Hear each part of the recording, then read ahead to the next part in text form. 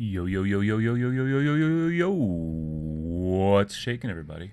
It is Tuesday. Tuesday after a long weekend. At least up here in Canada, it was Thanksgiving. So, Thanksgiving to all of you. Happy Thanksgiving. To the people watching down in the States, I'm not sure what your Thanksgiving is going to be like. um, yeah. Good times. You guys need to sort your shit out down there.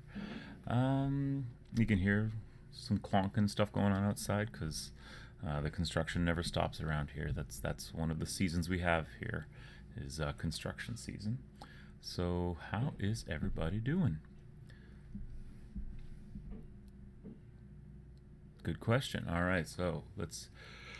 I'm Christian from the Eternal Chronicles. I don't know if I said that off the top. Probably not. I had a long weekend. I did my last show I did was on Friday, and I didn't do a show on Saturday, and I didn't do a show yesterday because it was the long weekend. So, a long weekend for me. This long weekend was just catching up with friends and family, cooking a turkey. And I see Alex says in the chat, "Hang on, need to make a leftover turkey and stuffing sandwich." Yeah, I ate a lot of turkey last night and the night before, and I still have a lot of turkey. I have a giant bag of cooked turkey that I have to eat my way through. Damn you, turkey. But it was my first time actually cooking a turkey by myself.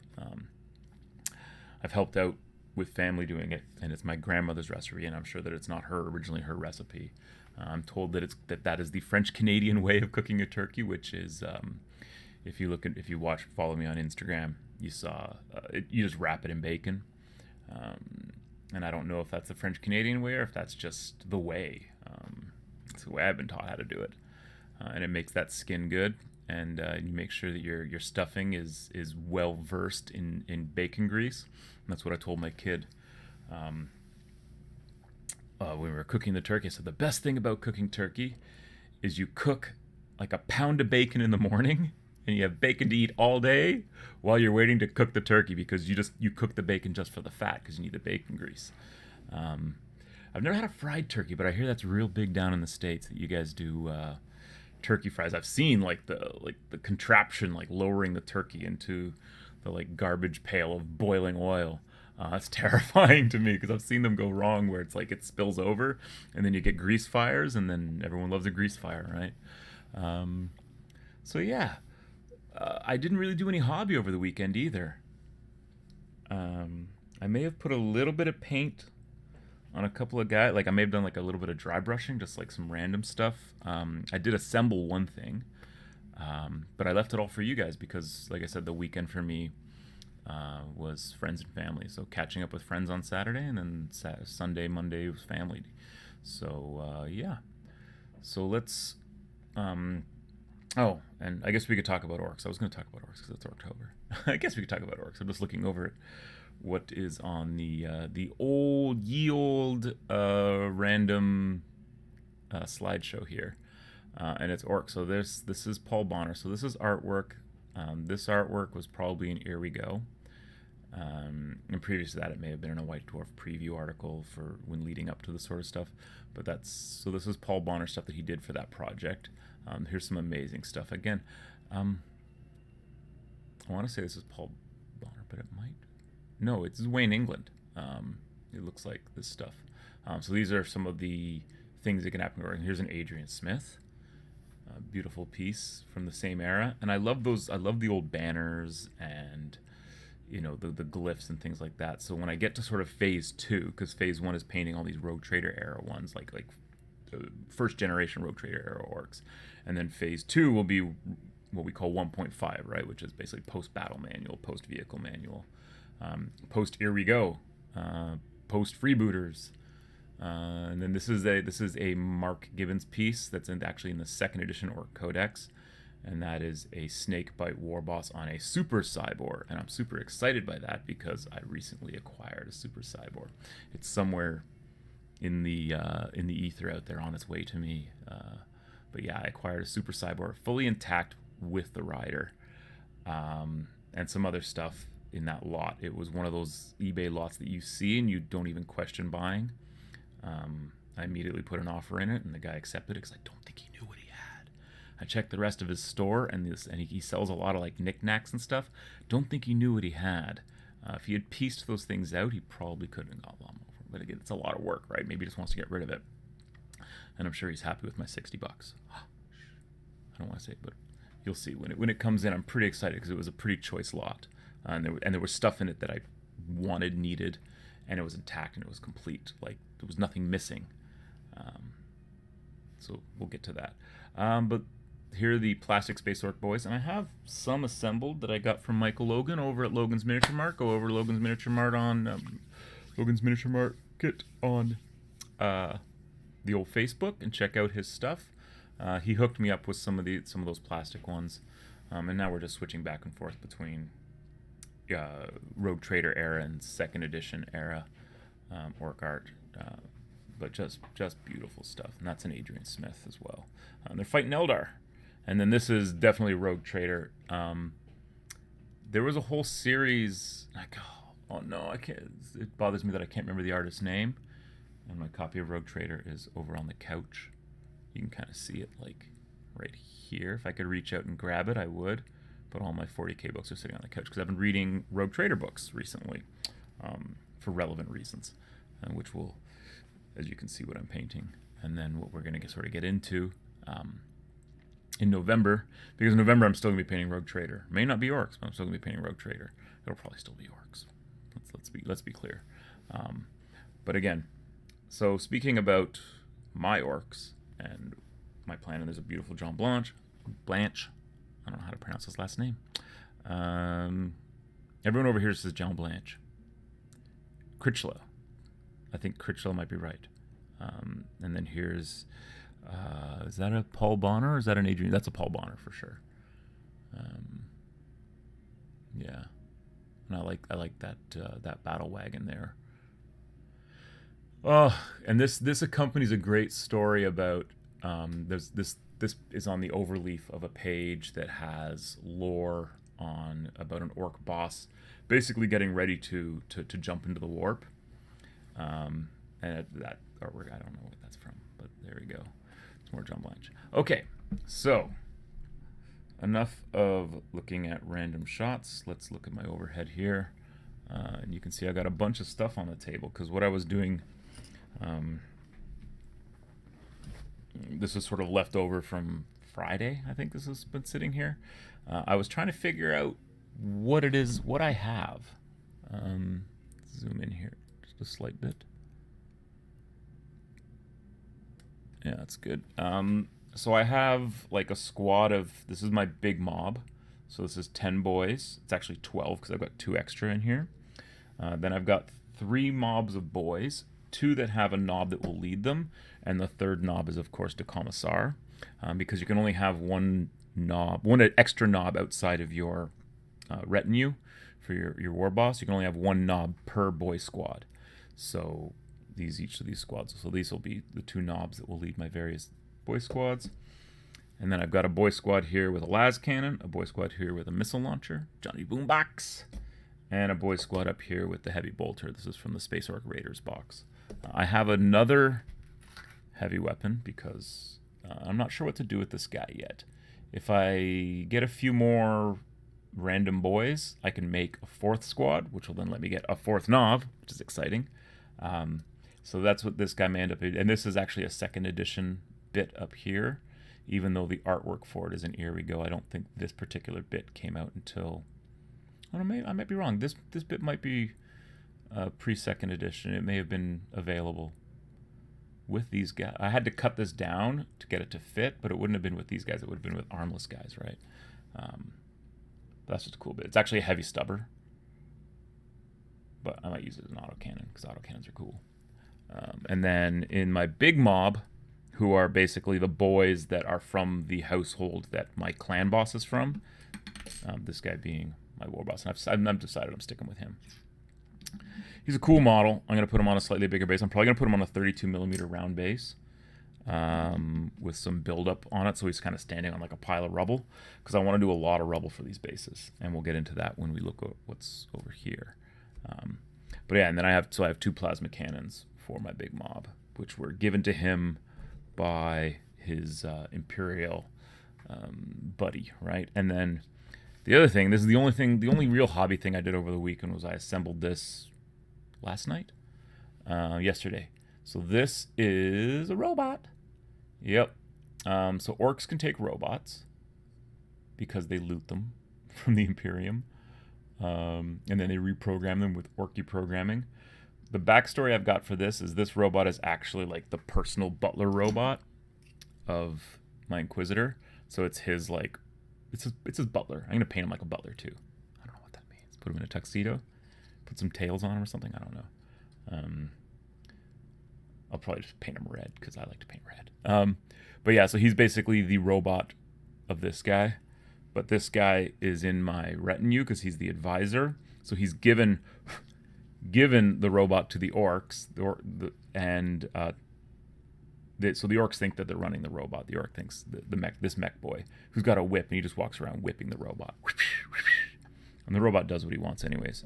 And I'm going to build the robot out of the compendium, the robot rules that were published in White Dwarf and then republished in the compendium, where you build a little program for them, and the more tokens you have on your program, so the more complicated your program for your robot is, the more expensive they are. And then also I'm going to buy him like power fist. So he's going to be like a souped up robot. And I can do that because I don't have to follow the rules because I'm playing Rogue Trader with like 2 people. Nobody wants to follow the rules. So yeah, so I had all this stuff out on the table because I was trying to figure out actually what my squads were, and it's not like this is the first time I've done this either. I think I had them out. I think there was a big group shot, but it's fun to do every now and then. So I'm going to put some of these guys away. So I'm going to put the painted ones away, and I'll ask what the chat's going on. Nothing's going on in the chat. So I hope everyone had a good weekend. And of course, like I said at the top, if you're in Canada, it was Thanksgiving. And yeah. And if you're not in Canada, I feel bad for you, son. I got 99 problems, but my citizenship ain't one. Oh, there's a lot of moss to put away here. And I've got some unpainted ones that I've got to prime at some point. Before it gets too cold to prime, because that is a problem, is that we have outdoor priming months and not outdoor priming months up here. It can get a little bit too cold to actually prime at some point, and it will. It's been beautiful though these days, so I'm just moving all these guys off because these are my current work in progress. What I call breaking the back of an army. And breaking the back of an army means that I sit down, and this is where I require the most discipline, and I paint like all the troops, all the basic core guys. So all the orcs with bolters essentially is what I am trying to get done, and then I get to do all the fun stuff like the characters and the vehicles and the commissar, who we'll look at again today a little bit. I don't know if anyone noticed, but my Friday stream, I guess I should mention that, my Friday stream got copyright dinged because I used that song in the beginning, and I knew it was going to happen. I mean, it was bound to happen. So I got a nice little email from YouTube saying that the Sony Music Group had my videos now unlisted because the Sony Music Group put a copyright strike against it. And if I edit out the stuff, then all is good. So it should be restored at some point because I edited it out this morning. So at some point, Friday stream will be available again, which is where we painted this guy. And now that he's all dried and the wash is cured, I think I have a much better idea of how I'm going to finish him. And I like the gold, and I'm gonna keep the gold, and I kind of want to add some gold. I kind of put some gold on the gun, maybe, or something. I may even make these studs on his helmet gold with the red band behind them. Yeah, maybe I'll give him a gold tooth. And then the other thing that I did, so last week, so on Thursday I based him. On Friday I washed the base, so it is now all cured, and you can see it's gotten quite dark, but at least now you can see the shadows and stuff. So I'm going to start today with some dry brushing. I'm going to dry brush this bass.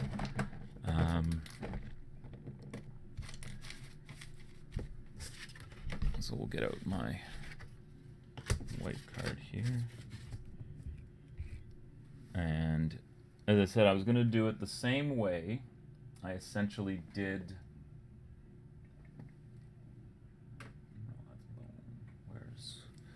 There's a triad I have for it, and it's what I actually use on my Iron Jaws bases for my Age of Sigmar Iron Jaws army. I'm just looking for it. I should have prepared this ahead of time. You know what? It's Tuesday. It's after Thanksgiving. Can a man really... Oh, here we go. Here we go. It was there. I was just looking at the bones. So here we go. Desert sand.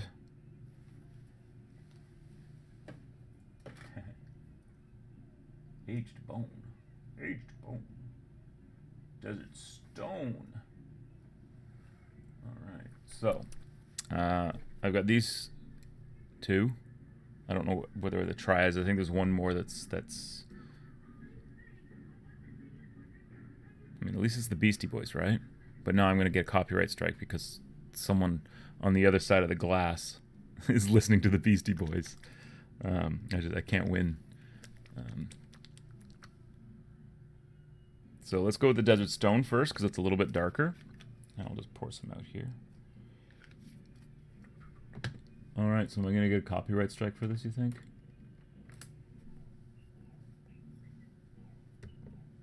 It's one of my favorite albums. Well, one of my favorite Beastie Boy albums. So, just rubbing it off. Generally, you want to put it on a little bit thicker. All right, you're not going super dry brush here. But then again, and then I'm just going to go around. And I'm not worried about like this metal stuff. I'm going to go right over top of that too. Because that's going to get repainted at some point. What you want? I'm in trouble. So I'm in so much trouble. Maybe I should just ask him, just be like, look, man, I'm going to get a copyright strike because you're playing music just outside my window. I mean,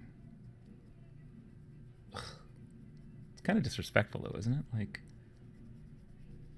I'm home. He knows I'm home. He can see me. He's just going to sit there and play his music. Well, at least it's not reggaeton, right? I mean, at least it's music I can tolerate.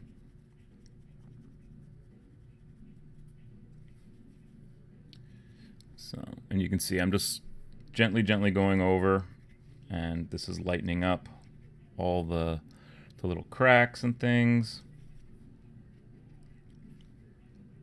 And when it comes time to paint the rubble on here, I've got,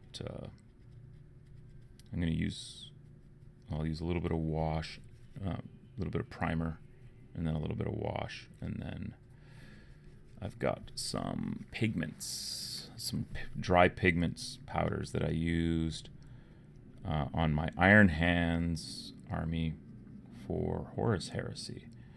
Every time I bring up one of these armies, I realize, you know what, I need to take photos of this stuff and put it up on eternalchronicles.ca. Pimping the website. I just updated the website today. There's going to be some work coming along for it in a bit. Is there a difference between reggae and reggaeton? Well, reggae is traditionally Caribbean. Reggaeton is what's that?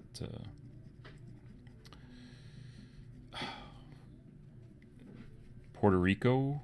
I think it's like Puerto Rican hip hop, and it sort of uses the dub reggae sort of beats. And you know what? There's some reggaeton that I like. I remember when reggaeton was really popular, which was like 2004, 2005, when reggaeton, like, what's his name, Daddy Yankee. Like, I saw the appeal, which is more than I can say for a lot of music, a lot of modern music. I'm more like, I mean, myself, I'm a classic rock, punk rock, prog rock, heavy metal, alternative, but then there's a lot of hip hop that I do like. New Public Enemy album's fantastic, and it's very much a call to arms, almost, but in a good way. And the New Public Enemy also calls out all these mumble rappers and stuff. So that's another good thing. And they got who on the album? Well, Rick Rubin produced it, and the Beastie Boys are on the album, and Run DMC's on the album, and Cypress Hill is on the album. So that's pretty cool. Remember when I said, oh, at least the music's not bad? I don't even know what this is, but it's awful. It's amazing that this is work that they pulled the construction guys off, so they weren't here for a couple of weeks. They pulled them off to work on another job, and so they're back to finish the job that they started. So now I'm gonna just use desert sand. So I'm done with the desert stone. I'm gonna drop some desert sand down here, and basically just same thing. Right, going around. Essentially just getting a little bit lighter to go over the top of where I was before. Let me know how well you can see. Looks okay to me. And then I'll probably go in and spot touch some of these rocks, but that'll be after I do the stuff, the gears and things, which I'm actually dry brushing them right now, because when I go over them again, it'll be with metallics, and then the weathering powders, which are like rust weathering powder. And we'll see how it looks. I did it on my iron hands, and I thought it looked decent. But it was also very red, and I kind of like that though. Like I want. I'm thinking about doing foliage on these, and you can get some like alien colored foliage, like blue grass or pink grass. It's more like magenta grass, but you can like there's. So I might do something like that. But whatever I do, in terms of that foliage, will become the foliage of Logan's World, because that's what these bases are going to be. These are going to be my Logan's World bases. So now that I've sort of figured out what I want them to look like, and it's a pretty simple Badlands deserty recipe, and I like it because I also like the fact that it looks a lot like my Iron Jaws bases, and so that there is some consistency there. I mean, I could have gone in a totally different direction. I thought about doing like Martian Red for their bases, but I also have to think about the table that I'm going to be working on. I already have a Badlands mat. I bought it for my Age of Sigmar Badlands table, so it's a 6x4 mat, so it's actually a little bit bigger than I need. Because most of these Rogue Trader games, I'm probably going to play on like a 4x3 or a 3x3. Well, at least we got the stones now, right? Is this the stones?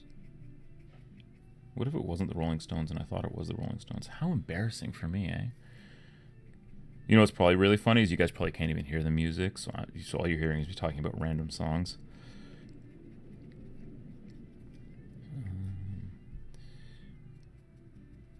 But I'm sure I'm gonna get dinged for copyright, I guess. I guess I've probably doomed myself. And if this one gets pulled down, I can't really remove the infringing sound, so it's just gone. So watching this live may be your only opportunity to actually see me paint this base. Of all the things to lose. It's okay, there's going to be a lot more base painting in the future, because I'm just looking over here at like 20-something half finished orc boys. They're going to have their bases done too. So there we go. So, and you can see I even dry brushed the gears and the rubble that I'm going to weather. So there's that. So I'll drop that in there. Clean that off. So there we go. So that's what the base is essentially going to look like. And I'm going to do each orc's base much like this, with a little bit of rubble, some of that they call watch glitter, which is in here. So we'll be throwing that on all the little orc bases and stuff. I'll be making custom bases for some of the models that'll be a little bit more raised to express their importance and whatnot. I'm going to put him over there for now. And then because I'm using the cork, I can also cork some of the bases for some of the boys. Generally, this is not an army that I ever plan on, selling or getting rid of. So it'll be so I have no problem cutting off their base tab and pinning them onto some cork, so I can do some raised bases or whatever, so they can come from Cork World, like here. So yeah, put some cork on her base, and she's standing on that. Just helps to raise the model up, give them a little bit more prominence. And then with these vehicles and stuff, I'll probably have them like rolling over things, and there'll be stuff underneath them. Like I said, my war boss, I'm going to put on what do you call it, base? A 32 millimeter base. All right, so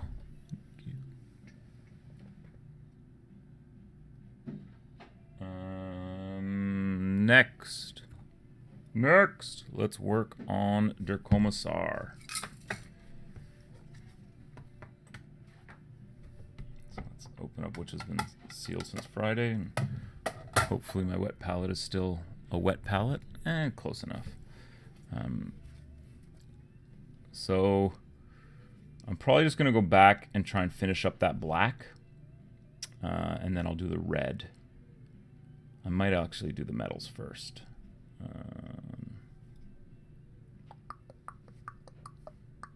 No, I'm going to finish the black. So I'm going to get out my ashen gray.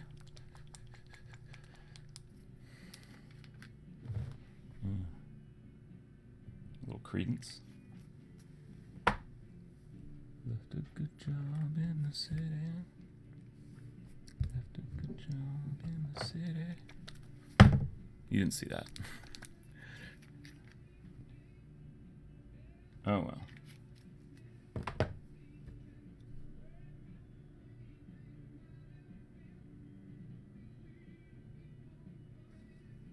I need more blue.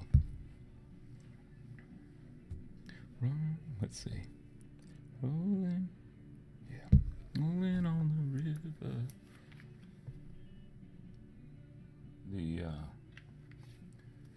The Ike and Tina Turner version of this song is vastly superior to this one. But then Tina Turner is vastly superior to most people.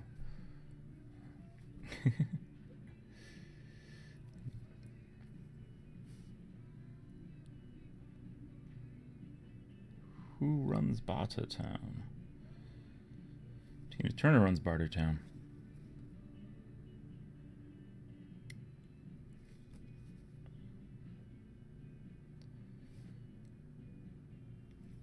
So I'm just going in and re-highlighting up the pants, as you would, over the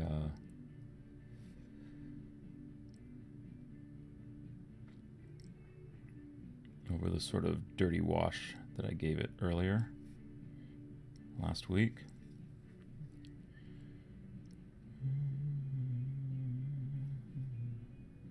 Yeah, I'm if you guys can hear that music, I'm fucked, because they'll strike mid-channel again.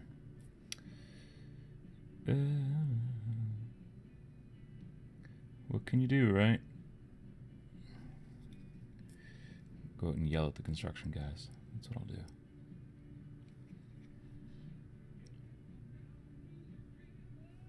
Hope you can see that. No, you can't.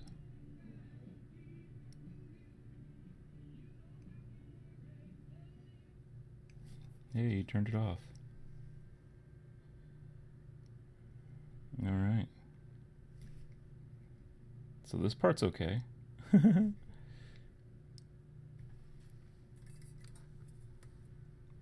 just adjusting my light.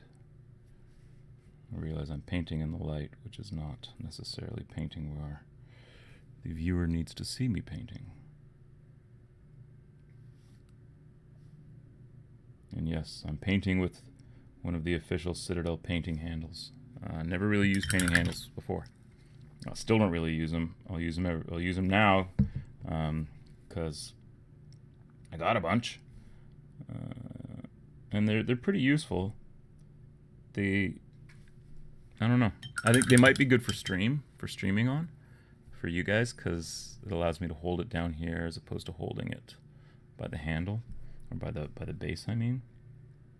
So it's probably better if I do single models like this. Yeah. So I'm gonna go around. Ooh, that's too much paint, sir. That is too much paint, sir. Excuse me, sir. Excuse me, sir. That is too much paint. Maybe it's your crappy brush you're using. How dare you? Okay.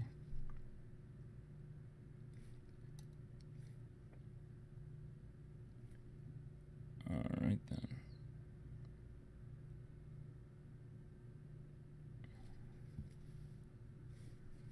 I just need some blacky black in here.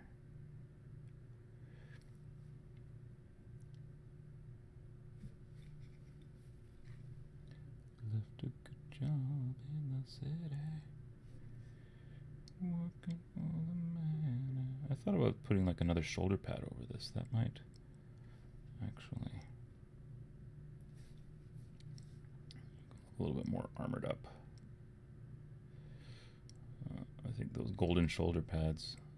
I think it was someone in the chat said something about Judge Dredd, and I think that's what kind of convinced me that I was on the right track with the golden shoulder pads. So I'm just going to shade this down a bit. A bit of black.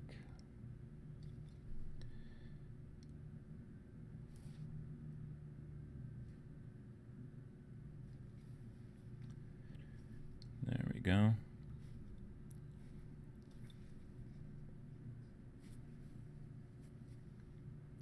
Left a good job. Oh, there we go. Credence is back.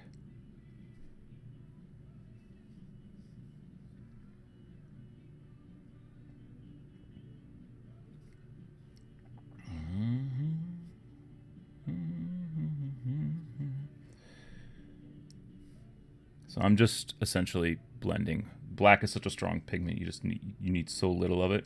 And then I'll take some of this ashen gray and just sort of put it over here and mix up what I feel is an appropriate tone. It's hard to see because of the reflection for you guys, but when you see it go onto the model, you'll go, oh yeah, that does seem right, doesn't it? You're a good painter, Christian. This is why I watch you every day, from noon until whenever, Monday to Friday.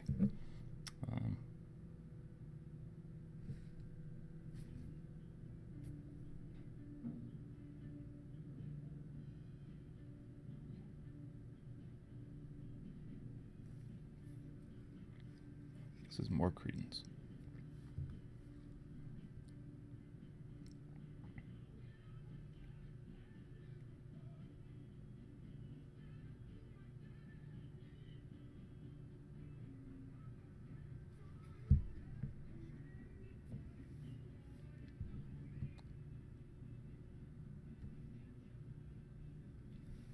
Anyone in the chat that can tell me whether or not you can hear the music?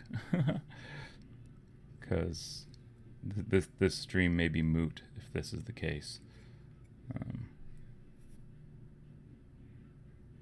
Because essentially I can't edit all of this out except for just to take out the sound and record voiceover. That'd be weird. I have to do like ADR and try and match my lips. Remember what the hell I said? What did I say there? I don't know. First I have to read my lips, then I've got to match what I said. Ooh, some tough problems there.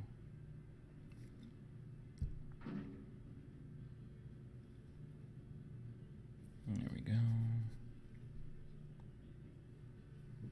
You can't? Yay! That makes me happy. That means that this microphone's actually working, and it's actually worth the $100 I paid for it, or whatever. Because it's supposed to have a thing on it that blocks out like distant external sounds. Because I know that if I run my fan, you guys can't hear it. That's awesome. Because I've run it back and listened. I've had it running on stream sometimes, and then I've run back and listened, and I can't hear the fan. So even though my levels, so if I look over my levels,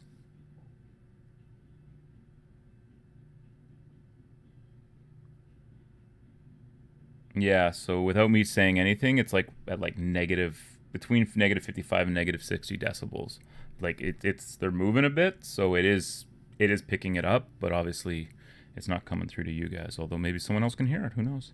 Who knows how audio works? Not me, man. I don't know much of anything except how to paint orcs.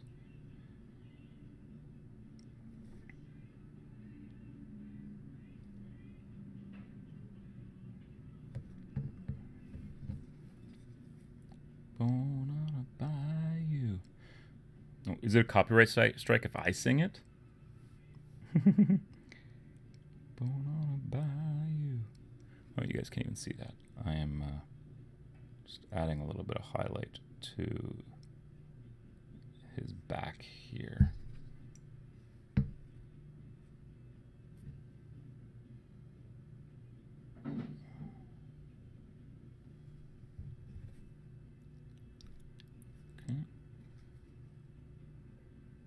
And I'll probably go on this guy with this black because I do want this black to, you know, kind of stand out. And he is a character model. So this is normally a model that I would reward myself with painting after I've broken the back of the army, which is all this troops. That's usually the way I do things. I'm not doing it that way because I'm doing this on stream. So I'm going to take some of my, ooh, yeah, there we go, the purest of pure whites. And I'm going to add just a dot of it over here. Come on, come on, give me a little. Just a little. Doesn't want to give me a little. I might have to do something horrible to it. All right, now you're going to give it up? There we go. There's a little bit of white. And I'm going to switch my brush for something a lot fun. That's too much. That's too fine. Let's go here. There we go. Woo! And then with this, again, I'm just taking some of this gray, and I'll take a dab of the white, and I'll throw the white into it and blend it up to something that I will check right now to see how much lighter we're getting there. There we go. So this will go like on the very tip of his hat. Gently.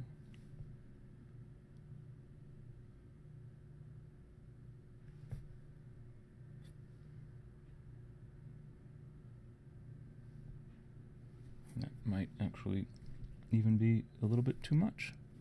So we'll take some of our gray and try and tone it down. I will be going back over this again with some wash to... Yeah, we listened to the whole album, man. Here we go, get the front of his cap. So that should be quite white because the front of the cap will be, you know, polished, shiny. The rest of this I just want like a very subtle little bit here on the side of the knee. And then where his pants are bloused into his trousers because he is a good soldier, so he knows how to blouse his pants into his trousers. Oh, sorry, blouse his pants into his boots. Blouse his trousers into his pants. Just blouse your trousers, man. It's the only way you can blouse your trousers is into boots. Blouse. What a weird word. What if the copywriter strike was really from you singing from the GW Trolls? Could be, man. No, it was specifically because I used Falco's Der Kommissar. They let me know what they knew what I was up to. The algorithm knows, because it's, you know. So I excised it. I had to cut out the first 4 minutes. Well, not I didn't miss much of the stream. I didn't have to edit out too much of the stream, but a little bit. Oh, you guys can't even see. Should I zoom way in? I should be zooming way in. I'm way too far out here. Oh, look at that. See, now you can see what's going on. You guys couldn't see what was going on before.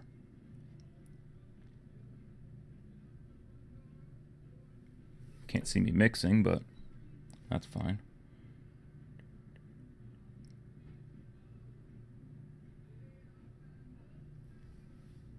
Dude, looking at my back door. This is like, he's brought the greatest hits today. Creedence Clearwater Revival's Greatest Hits, Volume 1. Yep.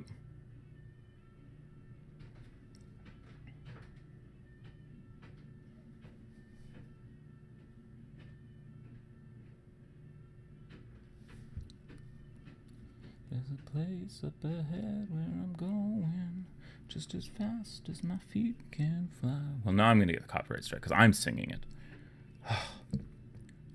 Can't help it. I mean, I've got to balance my love of Creedence. I don't really have a love of Creedence. I appreciate Creedence.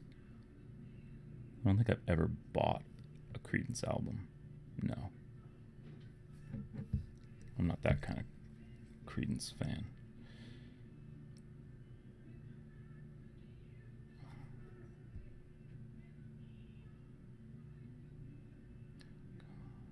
I mean, as good as they are at rewriting other people's songs. Rewriting their own songs.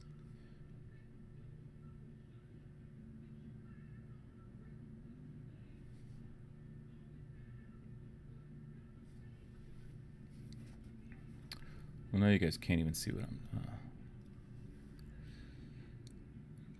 Do you have a love of poutine? I did, until I had to cut all carbs out of my life. So yeah, I would still say I still love poutine. But I don't do poutine anymore. I don't do poutine. Even when the Frenchman in the alleyway offers it to me, he says, "Oh, come get some poutine." And I go, "No. No more poutine for me." He says, "Oh, but the first bowl is free." I say, "No, I don't want any of your poutine. You take your carbs."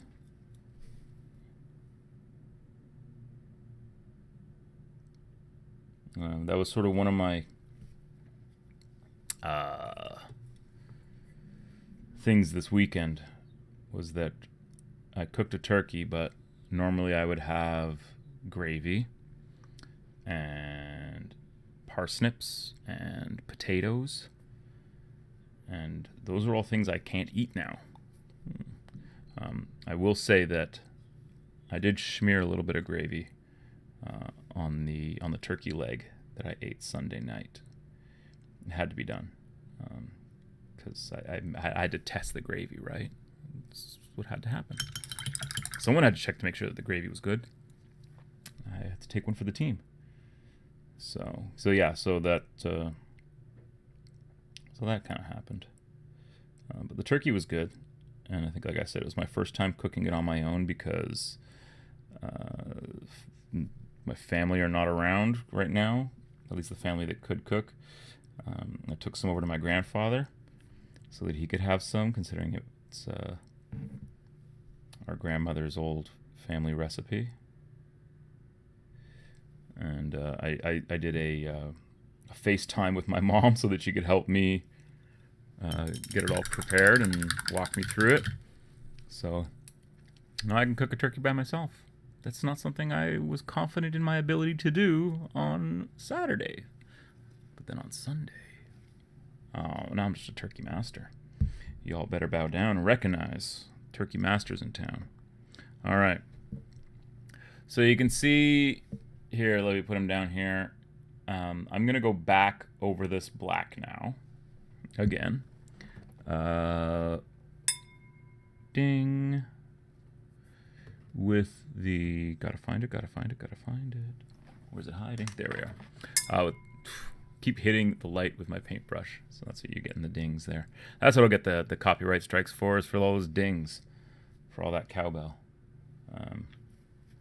So just a little dab of this, and then I'm going to shade it down. Reverse highlight it down, whatever you want to call it. With this wash. And then this will just help make... It'll help make the blacks look much stronger.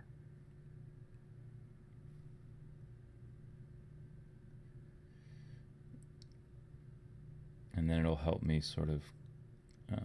wash is great at hiding mistakes and hiding lazy painting.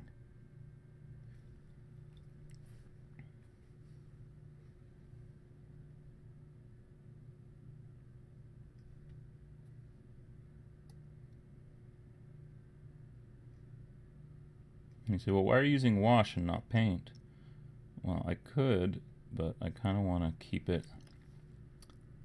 I have to go back in and add a bit more.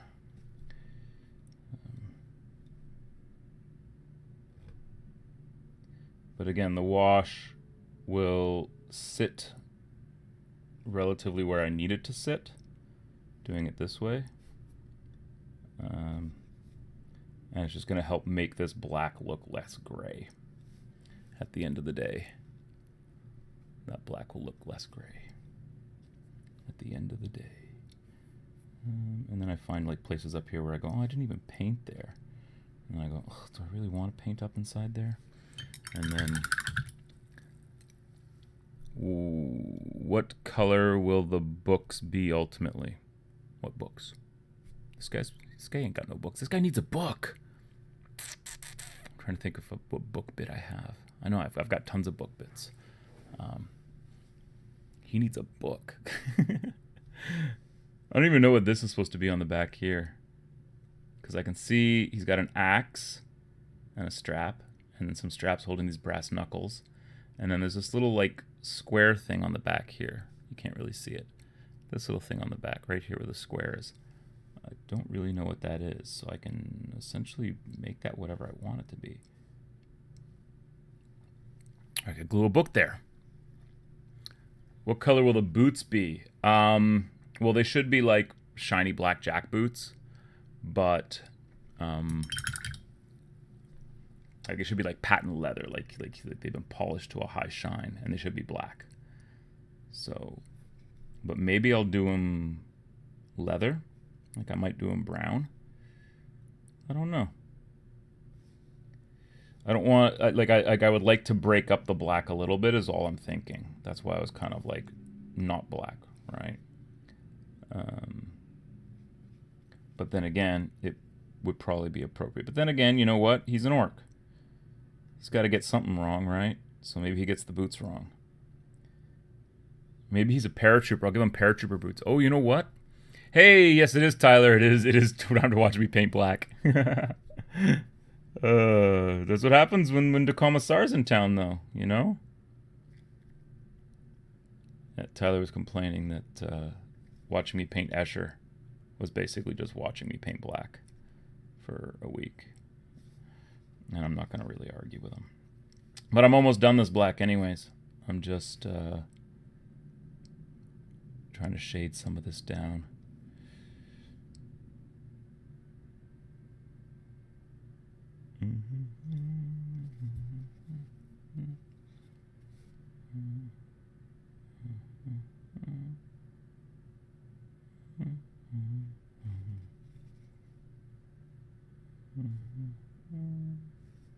Well, the good thing is that I'm almost done painting black.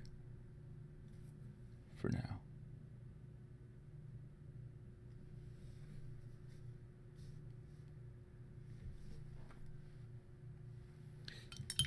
Red boots. Well, but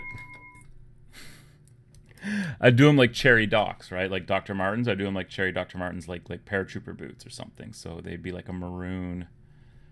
But that may clash with the rest of the red on them. So, but red boots is a cool idea. So maybe I'll just do them like the rest of the red on them. I kind of was thinking like, well, how do I differentiate the red on the material that is his jacket with the red on here? In which case that would give me two different types of red. So I'm not really sure what I need to do. I also need to paint all the little metals, all the little ribbons on all the metals that are in here. But that's detail work to come after. So I might just do the boots brown because he's got some leather straps on him up here that I'm going to have to do brown, and some stuff hanging off his belt that I'm going to have to do brown, and his dagger, so the sheath for his dagger. So that'll add a bunch of that brown leather to it, and at which point I'll just do the boots brown. Although I didn't really, did I do any? This guy's got a brown boot, so like that brown boot. This has got armor on it. I'm probably gonna end up painting those armor plates. So that heel plate will get painted on his little floppy boot there. So something like that. I don't know. I'm gonna work on the gold or the red. Red's easy enough. I kind of do want to tackle the gold, so maybe you guys can see me do the gold, because that'll be entertaining somewhat. I'm just spinning that around, and I'm gonna get out my gold. A Retributor armor, and I'm gonna drop some down. Not this brush, but this brush. Not that. Raises light up a bit, so stop ringing the bell. Get old Haffy out here. We'll throw down some on there, and then I'm going to use this Radiant Platinum, which is this. It has sort of a pewter look to it. So I'm going to actually use that to highlight this gold up. So I'll take out some of that Radiant Platinum, drop it beside there, and then I'll show you there. So there's the gold, there's the Radiant Platinum, and I'm going to sort of mix the two a little bit.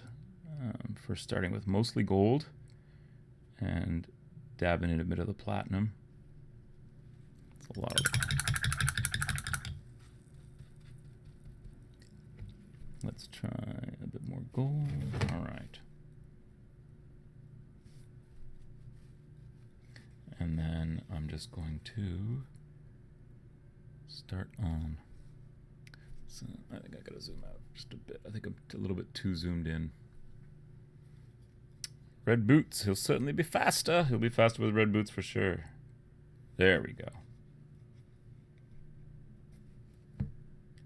So I'm just going along the top here with the gold. There's a little tiny bit of platinum in it right now. And then like down here, I'm going to just kind of feather it. Keep feathering it, bro. Keep feathering it, brother. Then I'll grab some of the Radiant Platinum. And without cleaning my brush, so that I'm now going a little bit lighter. And you'll see that showing up, and that is the same sort of mix that I will do on these bolts. So bolt, bolt, bolt. Just sort of kissing the top of the bolt with the like so, and like so, and like so.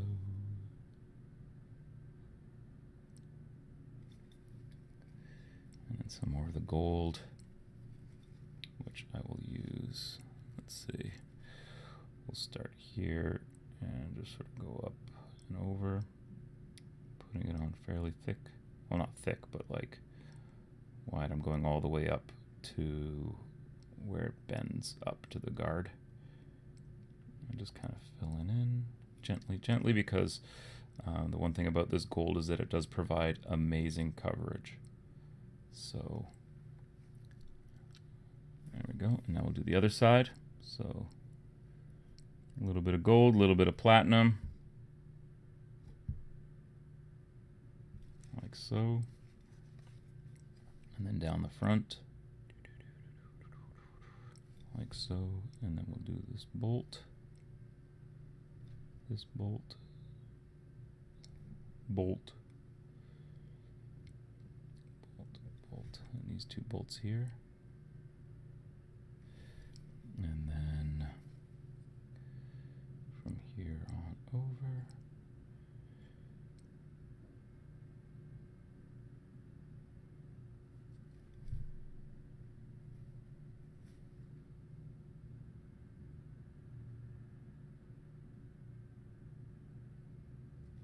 There we go.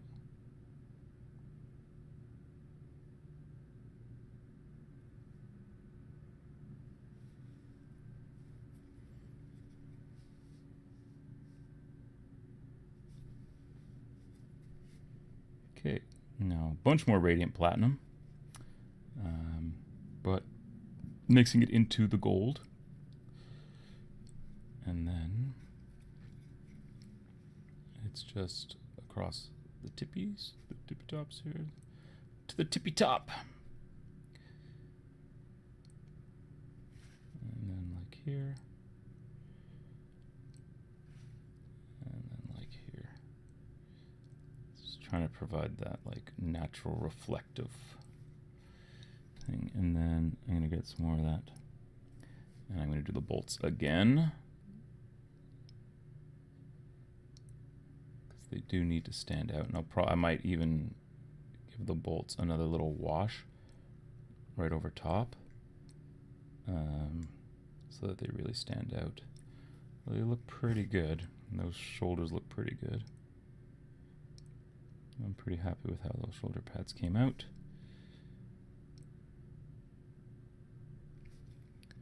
Check Discord right now.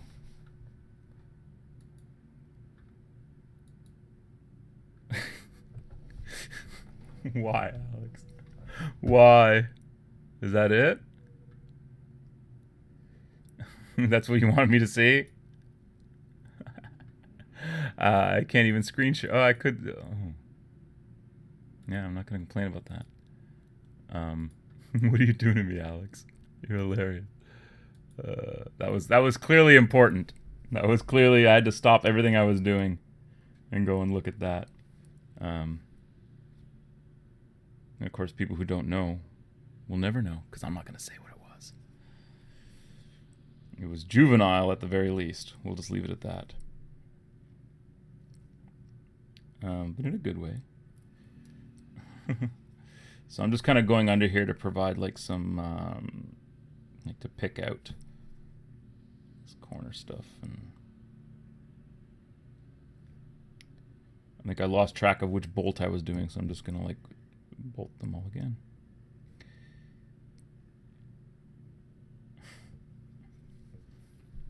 I feel like maybe there was something more important you wanted me to see.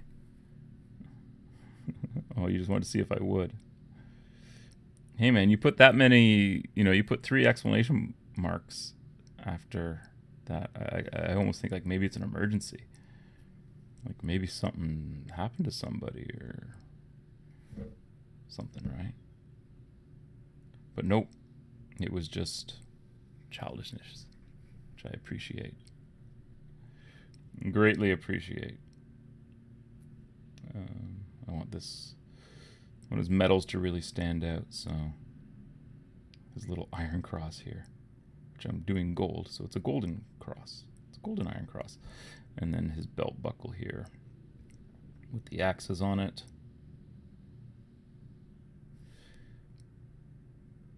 I'm just picking out the edges on the top here, picking out the axes so that they stand out, and I'm not going to do anything down here.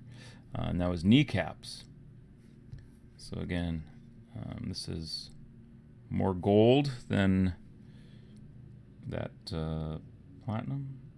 We're going to get the tips of his kneecaps here like that. We'll get this one, same sort of thing. That one's a little bit messier, but whatever, it doesn't matter. And then I'm going to do the bolts. the platinum. We'll go 1 bolty wolty, 2 bolty wolties, 3 bolty wolties. You like their ankles? Orc ankles? Is that what you're talking about? You like orc ankles? You're better off sending me that in Elftember, not ORKTOBER.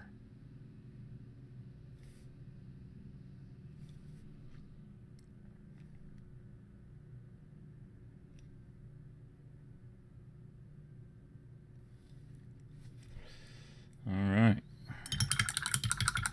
So now I gotta do those brass knucks on the back, which I'm gonna do a little bit different, only because I said I would. So I'm just gonna take the radiant platinum. This is almost pure radiant platinum, and I'm just gonna go around the outside. And this may look bad at first, but understand that there's a method to my madness here.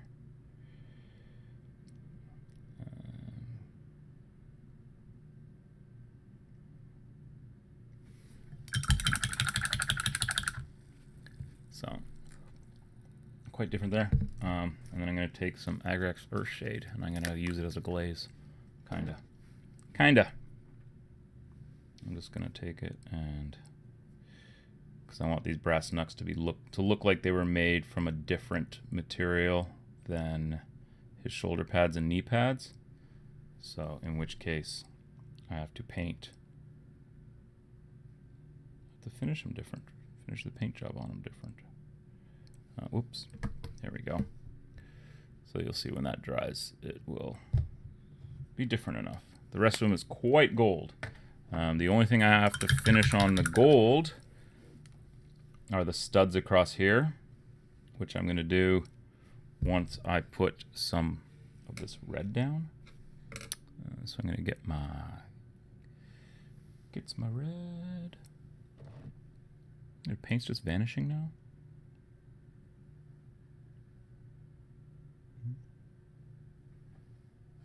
Wrong red. Oh, here it is. So it's all the way over here. He means marine cankles. Space Marine ankles. Well, you know that the first Space Marine models had ankles, right? The bell-bottom ankles didn't come in until they stopped being Imperial Space Marines. Those first generation ones, they all had nicely tapered armor around their ankles. So, and I will get out my mustard. So now I'm going back and I'm going to work on the red. So start with here, and I'm just going to do, so I'm going to start in the middle here and just do that point.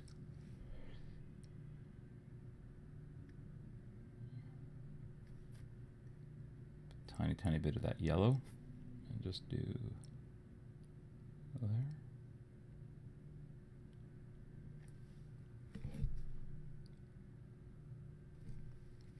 There we go. And then some more red. So now I'm going to go, and I'm basically just going to trace the outlines of it, right? So I'm going to do the inside, and then up over the top of his leg, and then here we'll do the same thing.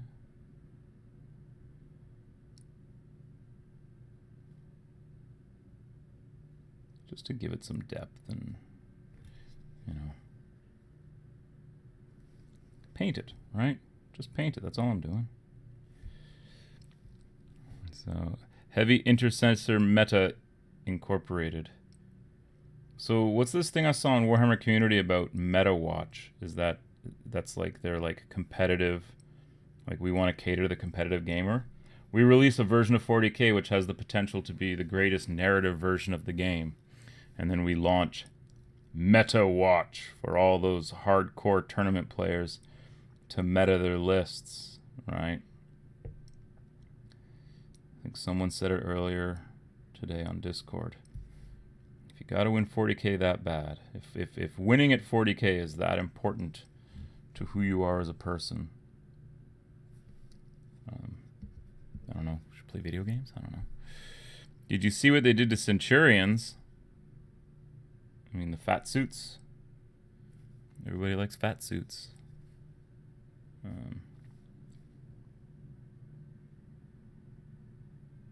Did they make Centurions?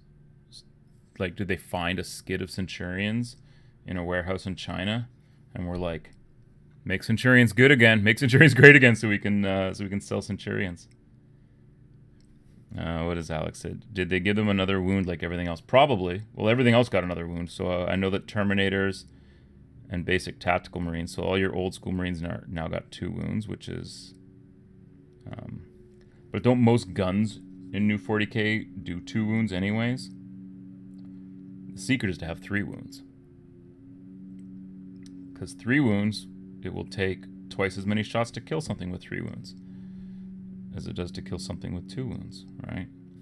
Because even though you're doing, if your weapon does 2 wounds, you know, you're wasting a wound, killing a guy anyways. I don't know. Yeah, I'm sure they've got to be 3 wounds because they're basic tactical Marines inside, right?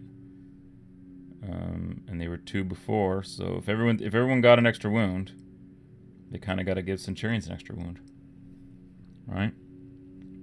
Chris, that's why I said heavy intercessor squads, toughness 5 and the wounds 3. Yeah, no.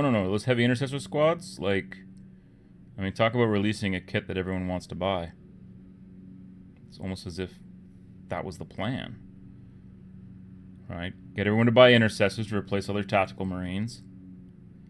Then you simultaneously make tactical Marines as good as intercessor Marines.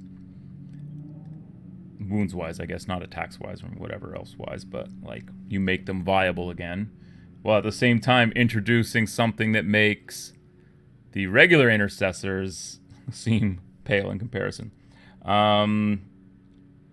Here's a question. Are heavy intercessors, are they troops? Are they core? Like, do they have that thing where they can score? I don't know what they call it now. Objective secured. Are they OBSEC? I guess that's the terminology that the kids use. Yo, man, are they OBSEC? Yo, man. I'm waiting for the new Meta Watch to come out so I can see what I should buy for the next tournament I need to play in. So wait, heavy intercessors are troops? Okay. But they're like 3-man squads or they're 5-man squads? And how many, like are they like double the points? Because they're 3 wounds now? Like,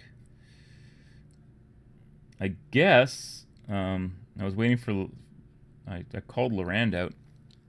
If he wants to talk about Space Marines with me, he can come on. Maybe we'll do that. I have to get my hands on the new Space Marine Codex to look at, though. But maybe we'll do that. That'll be funny. Come on, Lorand. I'm calling you out. Come talk about Space with Marines with me on stream.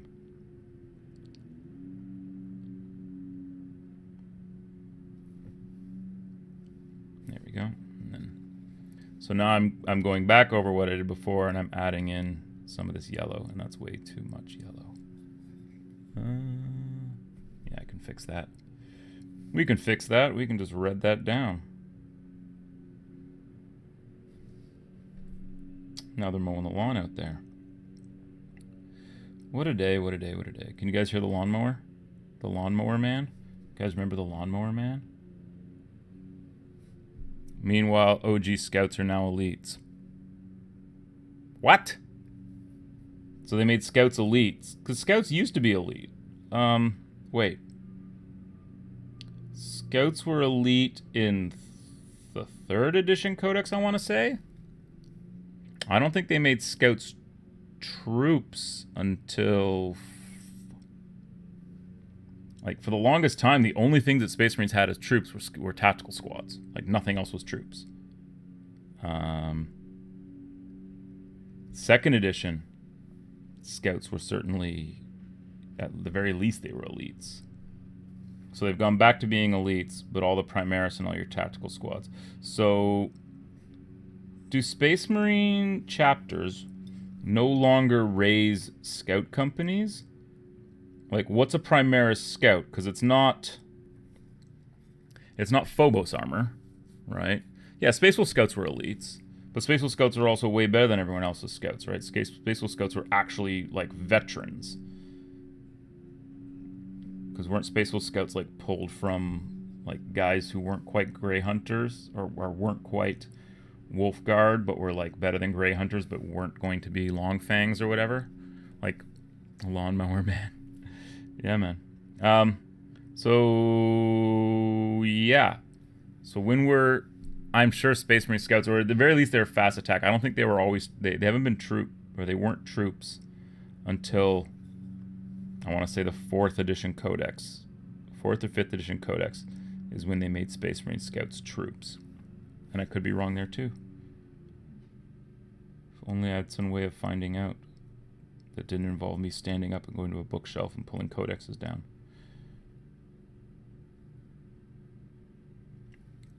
So you can see I'm just highlighting the red up to orange right now. Trying to keep it looking cool and red without ruining it.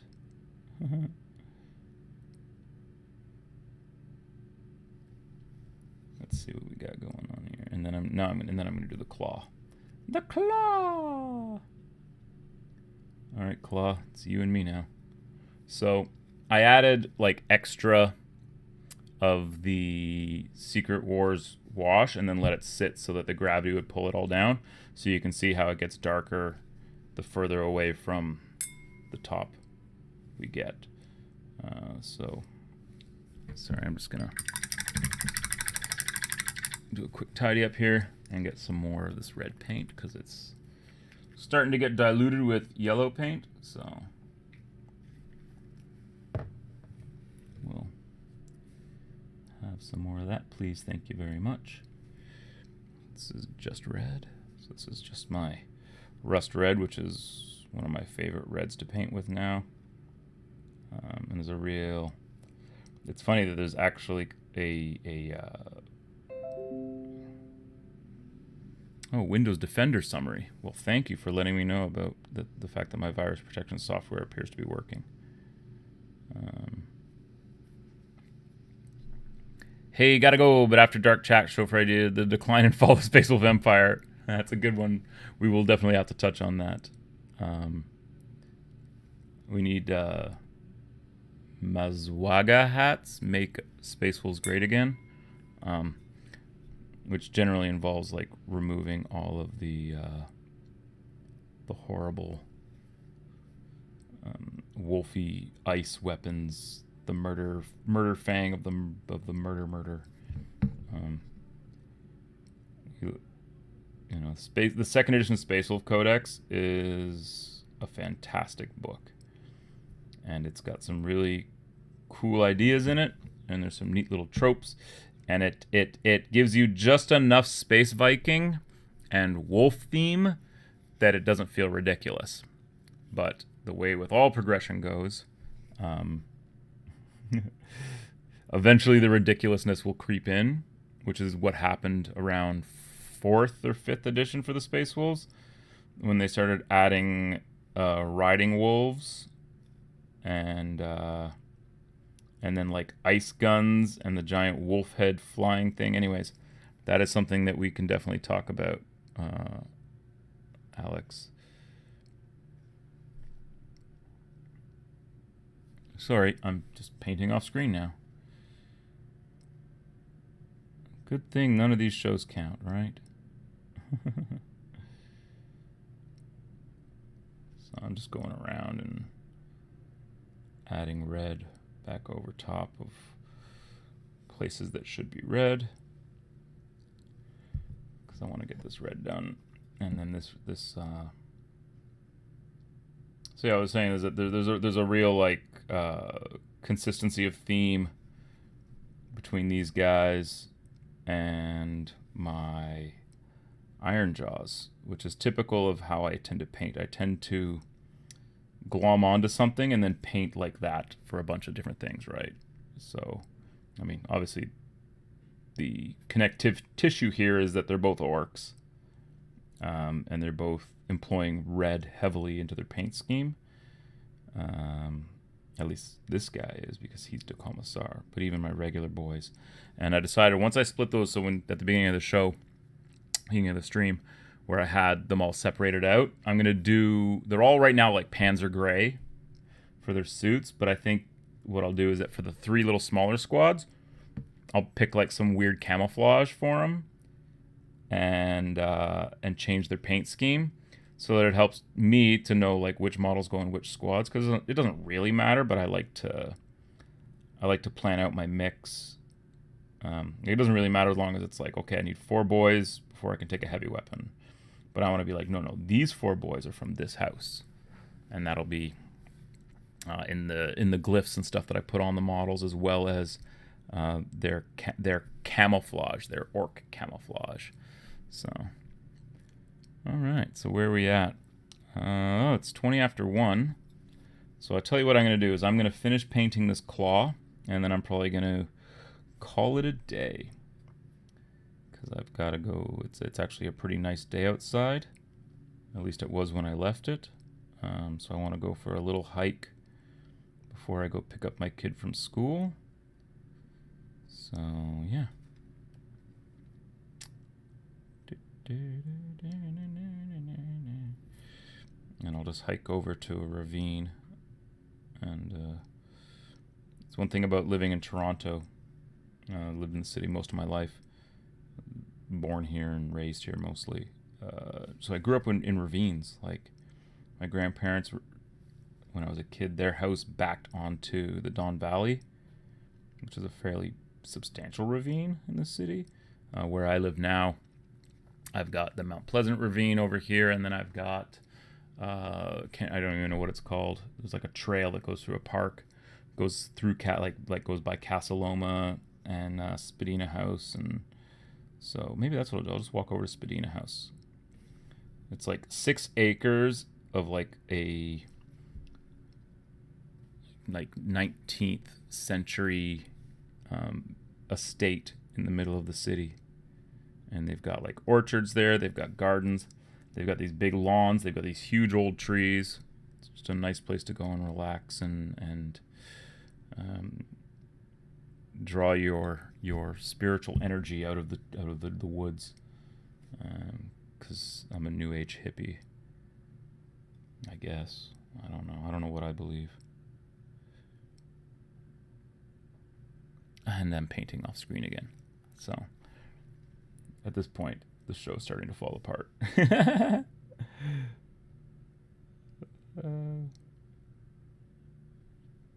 don't even know if you can see what I'm doing, but I'm just picking out the fingers on the claws. And I thought about doing like some battle damage on them, like on the tips of the claws, adding some metal, like it looks like the paint is chipped away. And I will decide whether or not I do that once these things are actually finished. And I'm painting off screen again. Yeah, I'm having a hard time managing these little tiny details here. So now I'm going to start throwing in some of that mustard yellow into my red to make my orange, which is my intermediate sort of step. And again, I will use it like here. You just got to go even more sparingly now.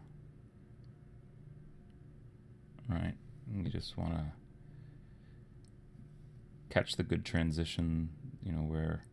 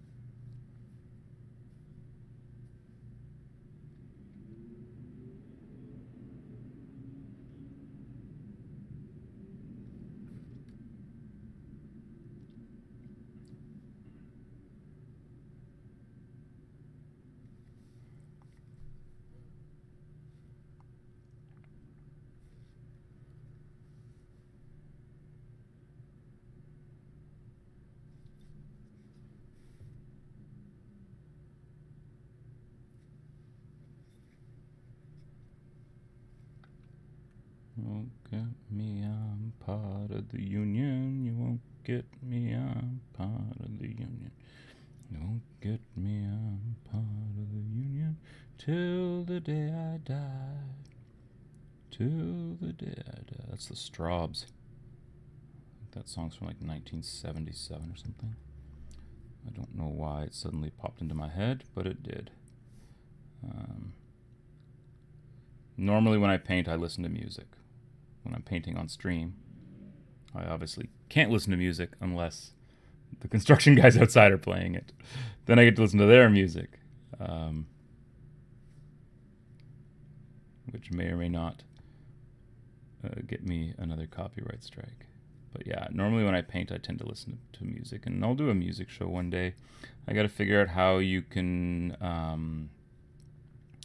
fair use that, because I know that there's all those like so and so reacts to, you know, like someone hearing Bohemian Rhapsody for the first time, and they're like, you know, I think someone actually owns the rights to that concept.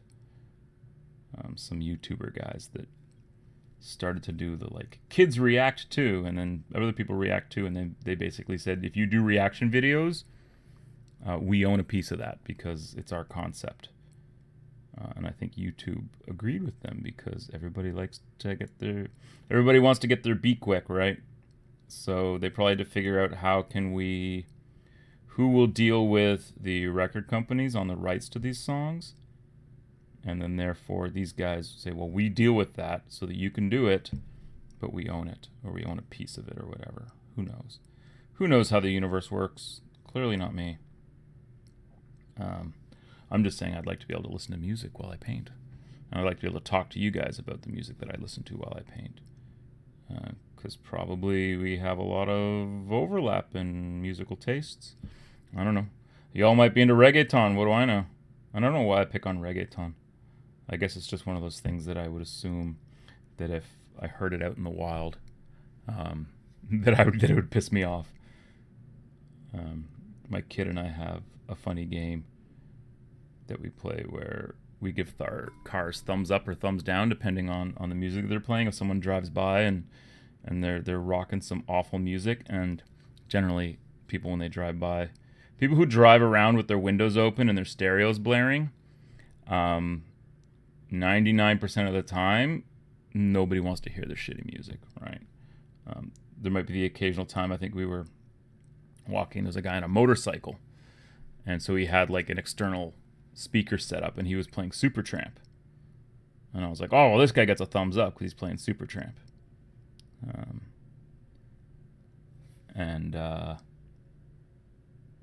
So yeah, I don't know. Games you play with your kids, right? Like when you're out walking around and your kid wants to know, like, what is that noise? And you go, well, that noise is someone who is so sure in their own musical tastes that they want to share it with the world. So there you go. As you can see, the claw's coming up quite orange. I'm going to start. I'm going just a little bit higher on it. See how these tips are coming out? They're looking really good. So I'm less likely to want to battle damage them because they look pretty good. And then again, adding some more highlights where you feel it's needed. All right, all these little nubs back here, I'll probably end up doing metallic, but I'm gonna just highlight them anyways. And then here we'll add a little bit, and then here you can see where I'm sort of, again, oh, Credence is back.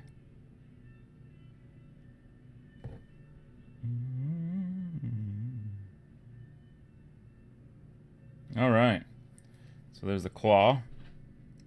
I'm just going to add a bit more red into that orange because I want to go darker a little bit while I go here, and then just darken that. And didn't we already listen to this song? This guy's already replaying his Credence. He's like, well, there's only so many songs on the Creedence Greatest Hits album. Unless these are all on, unless, like, I don't know because I never bought a Creedence album. I'm not, like, these may all be on one album. Alright? I don't know. And now he's digging right outside my window.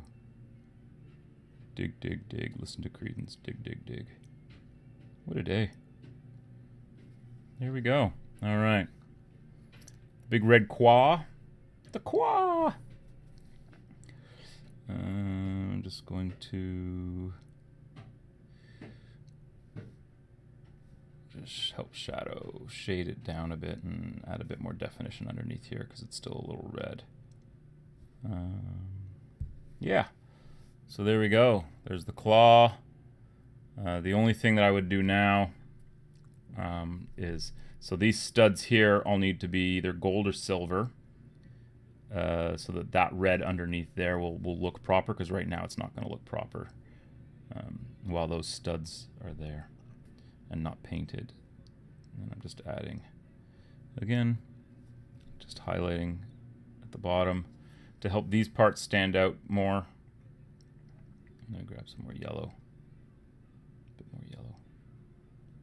So the thing about these Reaper paints that are so pigment heavy, they're fantastic for blending, in my opinion. Just because, and mainly because of the density of the pigment, so you can really like play around with it. If you look at my palette, you can't really see, but you can see how I've gone from like dark red, medium, medium, medium, and then like as I pull it out this way, it gets lighter and lighter because I'm sort of adding like that. Again, that's just.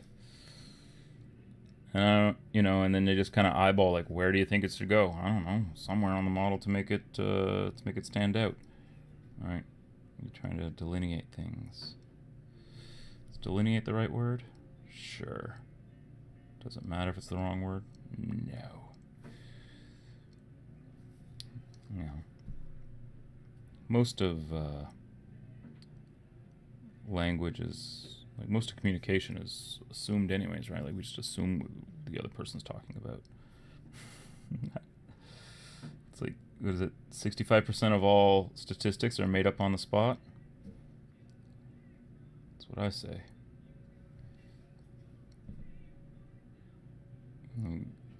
Some guy told... never mind. It's not important. It's like when he's like, you find yourself getting sucked into a thread on Facebook. It was a thread on like 5 weird things that happened in Toronto, and all I posted was like, wow, these paint a picture of a really mundane city. And some people agreed and some people didn't, and some people were like, took it as an opportunity to make a political statement about crime or whatever, right? And I wound up getting sucked into this conversation with this guy who eventually told me that because he said something about how like Toronto's the murder capital of Canada. And I said, well, actually, if you do it on a per capita basis, Thunder Bay, which is a city in northern Ontario, your first mistake is Facebook. Yes, thank you, Tyler. It's true. But Thunder Bay is actually the murder capital of Canada. They have 6.38 per every 100,000 or something. Like, there's a lot of murders up in Thunder Bay for some reason. But then this guy started telling me about how, well, Toronto has 3 murders a day. And I'm like, are you sure? Are you sure? Because you may want to check that. Like, we don't have 3 murders a day. And then it became a conversation about spending money on expensive clothing. So yeah, so that's where we're at today. It's 1:30. So I'm gonna, my painting area is empty now. I'll give you one last look at Der Kommissar. So the red is done, more or less. The gold is done, more or less. The black is done, more or less. So at this point, what I have to finish is his weapon, his boots, his skin, and then the little detailing, the little accoutrements and stuff underneath there. And then there's like a few details here and there, metal and whatnot that have to be finished. And his back plate, which I thought I might do the back plate gold just so that it ties all this together. Or it could be red or whatever. We'll figure it out.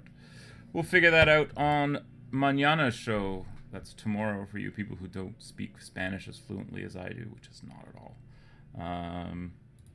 So, Space Orc Raiders, and there we go, Blood Axes. So that's my clan. Blood Axes are the coolest. I really like them. Don't know why. They're just neat. So let's see what's coming up next. We got some more of these. I'm pretty sure these are Wayne England that did these, and they're just showing like all the little bionic things because there's a D100 chart you can roll on for bionic bits for your guys. So that's good times. And then an Adrian Smith. Classic. I love this styling of orc. There's the one that he did where they're fighting the Eldar is probably my favorite one of like his orcs. There's more Paul Bonner. And so I think this Saturday coming up when I do the art show, I'm going to talk about this art, orc art. It'll be an ORKTOBER art show, and I'm going to go through some of my books, but I'm also going to find some slides and fix it a proper slideshow, which will actually give me like hotkey control over when to switch it, so we can stop and talk about whatever. But I'm just going to look at orcs and art. I thought that would be a cool thing to do for one of the art shows. How orcs have been portrayed and how they've changed with popular art, and how World of Warcraft stole the image of the orcs from Games Workshop and then turned it into something hideous. Because World of Warcraft orcs are the worst. And I say that as someone who owns some miniatures from a Kickstarter that were basically designed to look like World of Warcraft orcs. Because I don't hate the aesthetic. I hate the idea of making orcs into the noble savage trope. Which is, I think, why... Maybe we'll get to this on the art show. Which is why I think there's been some pushback against orcs being racist, because I think what has happened is that orcs used to be these goblinoid personification of evil. This was mythology, right? Like we're talking like European folklore, which is where the goblins come from, right? And sort of where the orcs are basically goblins, right? But something happened along the way, and then something happened when the orcs went from being sort of the savage, generic bad guys to, and not generic bad guys, but like a villainous race, and then all of a sudden we started injecting morality into them, right? And people were like, well, there's got to be an orc society. The greatest orc society in literature, in my opinion, are the Rogue Trader Space Orcs, because if you read Here We Go, orc culture is a fully fleshed out idea, and you believe it within the crazy internal logic of Rogue Trader. You believe that space orcs came from, brain boys, and they genetically bred them all to have these roles and blah blah blah blah blah. Whereas and then in fantasy, obviously with Warcraft, what they've done is they've started to inject this, like, the idea of the noble savage, which is a racist trope. Absolutely, right?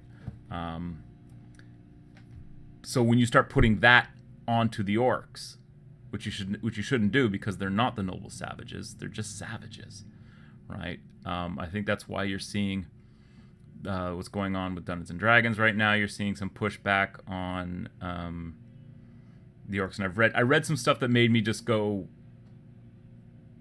like, how easy is your life that this is what bothers you, that orcs are racist, that because someone used the same sort of words to describe one thing as they've used to describe another thing, now those comparisons are now related to each other some way.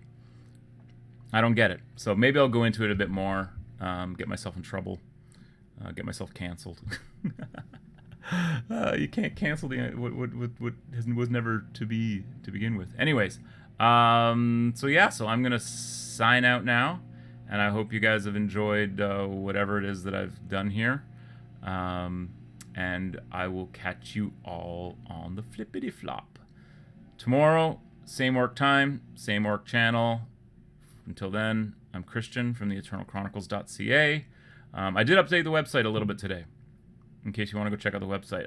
I think all I did was like add something to the front page to link something so that Alex could submit material that I could then put in there. So not a huge update, but I am working on the website because the website is kind of integral to my overall master plan, which is still ruminating up in my head. But I know that a lot of people say, well, why do you have a website? Like, websites are so passe. Like, are you a boomer or something? It's like, well, my mom was a boomer. That's about all I can say about that. So yeah. And as the sound of the leaf blower draws closer, I will bid you all adieu.